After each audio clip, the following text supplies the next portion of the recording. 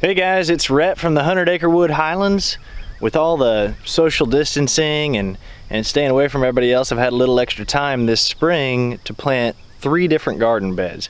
And every single year I plant a garden bed, usually in the same area, and I've got some raised beds in there.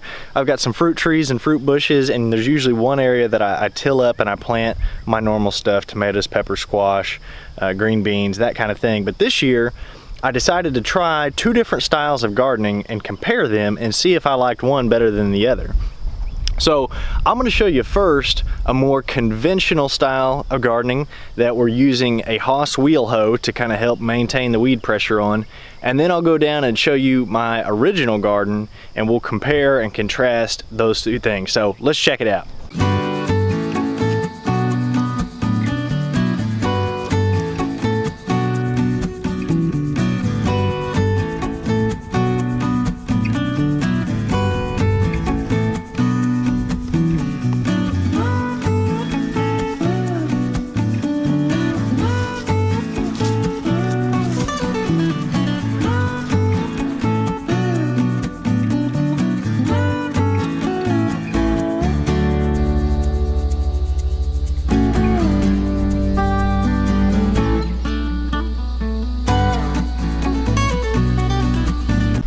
So normally every year I go borrow a tiller to put on my tractor, and I till up the section between my raised beds and my fruit trees, and I plant my vegetables.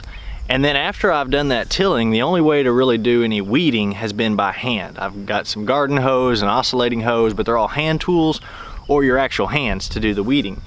And I got a full-time job, so that gets kind of hard to do, and it seems like every year I'll get gung-ho on the garden, it'll look really great, and then summer really gets rolling and I go on vacation or I go out of town or something and the garden goes straight downhill. So this year I wanted to have a conventional garden, but I didn't want to have to do all the weeding by a hand tool or by hands, and so I purchased this Hoss Wheel Hoe. And the wheel hoe, let me give you a look at it. So this is my Hoss high arch wheel hoe. And the wheel hoe has got a lot of different implements used for weeding and creating furrows and creating hills. And I have the cultivator teeth and the sweeps, which are both different kind of weeding tools that I've used here in the garden. They've got a couple different styles of this wheel hoe. Now they've got a single wheel hoe, they've got a double wheel hoe, and they have the high arch wheel hoe. The high arch wheel hoe was designed so that in your long rows of plants, when they're still small, you could run this over the plants and weed on both sides of it, just real close to it. So I have learned there is a reason why they call it Hoss tools, because it takes a little bit of work to run these up and down all your walkways and over your rows and everything else like that to get the weeds done.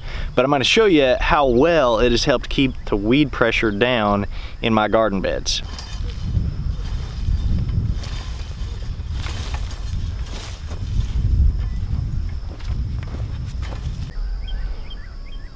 So this is one of my garden beds where I've got a lot of different varieties of squash and zucchini growing here. I've got yellow and white patty pan squash, green zucchini, golden zucchini, and yellow straight neck squash here. I've got okra seedlings that are just a few inches tall right here, and then those hills down on the far end there are cucumbers. Then I've got a double row of black-eyed peas and 2 double rows of green beans. And you can see in my walkways and around these hills, it's easy to run this wheel hoe through. I just kind of run it straight through, and what those teeth do is they kind of rip up all these grass roots, and then I go through with a garden rake and just rake those right out of the garden. My hill areas here, they still get quite a bit of grass around them because you can't really run the wheel hoe up on that hill. And that's where this thing comes in. I use this to kind of just cut away at those roots of that grass, and then by hand we'll pull out some of the weeds. But if there's a little bit of grass and a little bit of weeds in here, I'm not going to complain too much. As long as I'm able to grow my plants, it doesn't have to be 100% weed free. You can see this is my double rows of green beans, and I've been too nervous really to run the wheel hoe between these, because I should be able to, in theory, run the wheel hoe right over both sides of this green bean plant and cultivate on both sides of it to help cut down the weed pressure. But I'm just happy enough right now with having very clear walkways. My plants are growing. If there's some grass in there, I'm not gonna worry about that too much. Now this is my second garden bed where I'm using the Hoss Wheel Hoe. And over here I have watermelon plants, pumpkin plants, winter squash, peanuts, and sweet potatoes. So I'm actually really proud of this garden bed because it is way better on the grass and weed pressure. And I think part of that is before the plants really were planted in the ground or anything, I did a really good job of raking out as much of the weeds and grass as I could after I tilled it. And then every couple days I'd come back through here and wheel hoe right down, up and down all the way through this garden bed, and then come with a rake and get things out. Now, Bermuda grass is something that we have here, and it just seems like you can't hardly get rid of Bermuda grass. It just spreads and spreads and spreads, and so there is some of that in here, but it looks a lot better. You can see right here, I've got my watermelons on a soaker hose. I used to use these kind of cheap black soaker hoses like this that kind of just soak on all sides, but they just seem like they wear out and break so easy. This year at Ace Hardware, I found these green soaker hoses that just have holes punched like every 4 or 5 inches on the bottom side, and so you can actually flip it over and have the mist spray upwards. I've got it flipped upside down, spraying down, watering my watermelon plants this morning. My pumpkin plants are really starting to spread out. I've never grown pumpkins before, and I know that some people will kind of prune and trim some of these vines to kind of train a single main vine. I'm just letting it spread out. And I'm not going to be able to wheel hoe down this aisle anymore after it spreads out, but you can see there's very little grass and weeds in here right now, and I'm sure more will come in throughout the summer. But if I see a little bit here and there when I'm out in the garden, I pull it by hand or use that little hand tool. But the Hoss Wheel Hoe totally helped me clean it up and get it all ready. My peanut plants, which I've showed you guys before, have got their little yellow flowers on them. And the peanut plant, apparently that flower will grow back into the dirt and turn into a peanut. And so it's really important to have kind of a weed-free, loose soil around it so that the peanut plant can grow back underneath the ground. So I've been really making sure I keep this area as free of weeds as I can using that tool. These are the sweet potato vines, and a lot of them we ordered through a online website where they came in the mail, the little slips. But some of them, like I know this smaller one is one, we started from ourselves with the Shiloh Christian Academy, and they were actually grown from sweet potatoes that I grew here on the farm last year. So, pros and cons of this garden. I'd say the pro is it looks better than probably any garden I've ever had. I've never had a garden with so few weeds in it.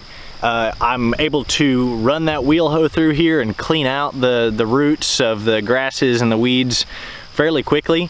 And it's looking really nice with the drip hoses. The problem is I've got to run these drip hoses like every day right now because it's just the 6th of June, and the heat index was like already 100 degrees, broke some records the other day, and this ground just dries out really fast. We haven't had a lot of rain, so weed free, having to water it a lot.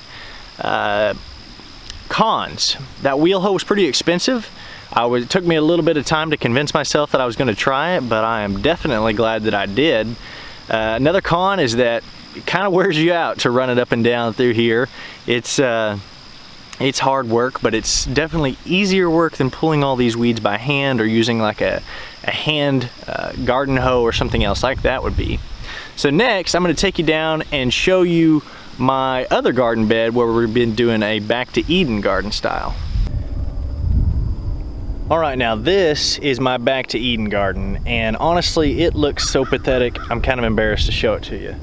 But in the beginning of the springtime, we had a lot of mulch from a tree company or a power line company that came through and mulched up a whole bunch of trees that were underneath the power lines. And so I carried that mulch over here to the garden and spread it out all around the raised beds, spread it out in the middle around the trees and everything else like that. and it started off looking really, really nice. And there's been a couple of good things about this garden. I have hardly had to water it at all.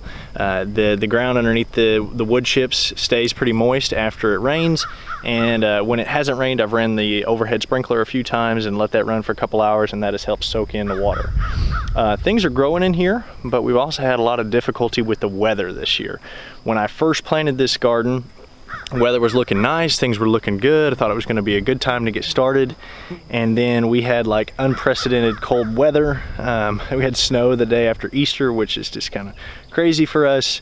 We had 3 days of at or below freezing temperatures. A lot of the things that were initially planted in here died back and then revived, or I had to completely replant them, like my tomatoes. My potato plants, they turned brown and it looked like they were dead, and they've just sprung right back. So this box right here is kind of my one area where I've got some potatoes. I've already came through and scratched out a few small potatoes, and they look pretty good, so they survived that cold snap pretty well. My cabbage that I had here, Gopher has eaten all but one of those. And my carrots are growing, and carrots are something I've always had a super hard time with. I just never can seem to get them to germinate. This year I did something a little bit different. In this raised bed area that I'm sitting on right here, I got rid of all the weeds and grass in it. I spread like 6 packets of carrot seeds through there and just lightly raked dirt over it, and then I covered it all with some straw mulch and a tarp and watered it down real good every few days. But I kept that tarp and that mulch on there to help hold the moisture in the ground for like 2 weeks, and then I pulled it off, and now mixed in with all the weeds is a bunch of carrots. So gonna have some good carrots in here, hopefully. I haven't really gone through and hand weeded any of this bed. I'm probably not going to. Potatoes and onions are growing in this bed. They're doing pretty good. Not, you know, terrible weeds, but remember, there's no mulch inside my raised bed. A little patch of lettuce is doing good. We've harvested this a couple of times and had some salads with our dinners. We planted some pole beans. These are purple pole beans, and I planted those up this trellis and a couple other areas. Over in here we've got 50 strawberry plants where we've been picking quite a few strawberries.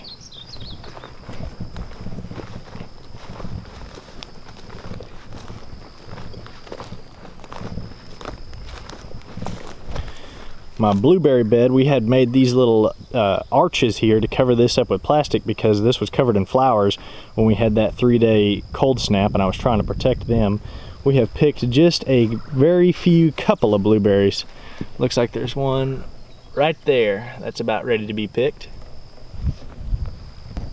But overall, this is a weedy, nasty mess.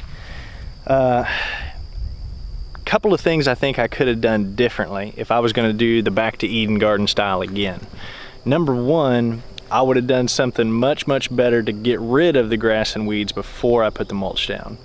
If I had known that I was going to try this last fall, I probably would have cut everything down and covered it up with like a silage tarp and left that all spring or all winter and all spring until I was ready to start spreading the mulch. That would help kill some of the weeds. Another thing we could have put down is in all of our walkways and around our raised beds and stuff, we could have put down some like weed barrier, whether it's plastic rolls of weed barrier or some cardboard or something like that to also help block it out. And also, I could have put way more mulch. If you've got access to like some place to get bulk mulch, whether it's through like the city that you're in or a tree trimming service or something like that, I think if you had enough mulch on this, it would help block out the weeds. But for me, there is just enough mulch to help hold some of the moisture in the ground to where I haven't had to water, but not near enough to block out all the weeds. And unfortunately, now that it's full of this mulch, the only way for me to weed it is by hand. Can't use a garden hoe, can't use the Hoss Wheel Hoe. I've got to pull every single weed I want to get rid of by hand, which has resulted into me not pulling any weeds. So, next spring, when I grow my next garden, I think I will spend some time and rake away as much of the mulch from the middle as I can and concentrate that mulch here around like my raised beds, around my apple trees and stuff like that. And I'll probably move that mulch to both ends of the gardens where I've got my raised beds. And in the center area, I will probably till it up, get rid of the grass and the weeds, and use the Hoss Wheel Hoe in here. So, you know, a lot of people are into the no-till and doing that kind of gardening style, and it just doesn't really appear to be working too well for me this year.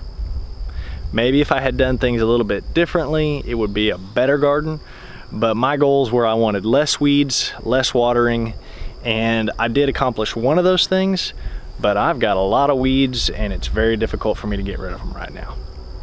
So those are my 2 or 3 different garden beds with 2 different growing styles. And I know that the comparison probably isn't completely fair, because on these garden beds where I've got the wheel hoe, it's easier to work in them, so I'm probably working on them more frequently. So they look better.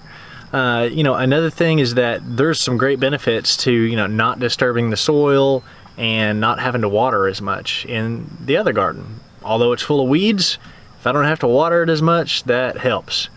Another thing that's probably not completely fair is I've been growing garden over there in that area for several years now, and so some of the nutrients and different things are probably depleted out of that soil, where these are brand new garden beds where, you know, nothing's been grown before, at least since I've had the place, and there's not as many pests that I have found these squash plants yet, and so far I haven't had to spray any kind of pesticide or anything like that on them to keep them growing. But it's fun to try different gardening styles, and there's more styles than just these 2. So I'm having better luck this year with the conventional style, where I use these tools to help me cultivate it and the drip tape to keep it watered. But maybe you'll have great success with the Back to Eden garden. I like the concept of it. I like the thought process behind it, but I either didn't do it right or I didn't do it right enough. And so if this is your first time that you've ever found our channel, subscribe to our channel, give us a thumbs up. You can check out our other videos about the cows and the vegetable garden and everything else, and you can find us on Facebook and Instagram by searching 100 Acre Wood Highlands. Thanks for watching. We'll see you on the next video.